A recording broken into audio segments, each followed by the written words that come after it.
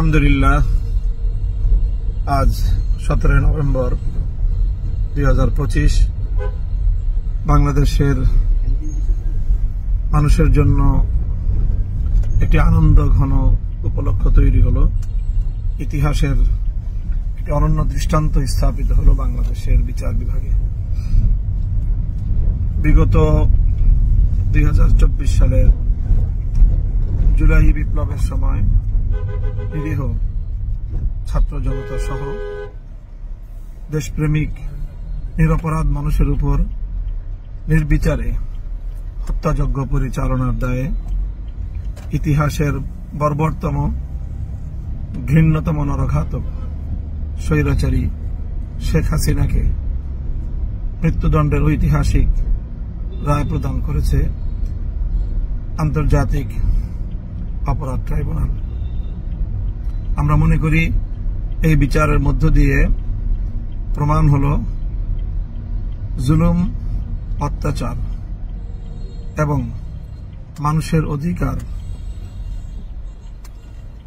হরণ করে নিস্তার পাওয়া যায় না।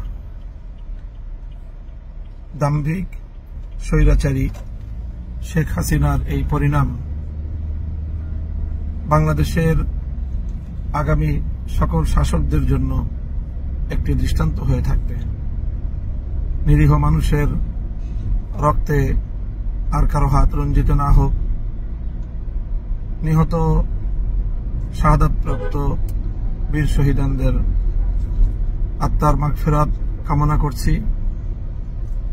সেই সাথে যারা আপনজন হারিয়েছেন আজকের ঐতিহাসিক রায়ের মধ্য দিয়ে তাদের অন্তর কিছুটা প্রশান্তি লাভ করবে, সান্ত্বনা পাবে। যারা জীবনের তরে পঙ্গুত্ব বরণ করেছেন তারা একটি সান্ত্বনা নিয়ে জীবনের অবশিষ্ট সময়টুকু অতিবাহিত করতে পারবে। বাংলাদেশ ফ্যাসিবাদ মুক্ত, স্বৈরতন্ত্র মুক্ত একটি সুন্দর বাংলাদেশের দিকে এগিয়ে যাবে প্রত্যয়দীপ্ত কদমে।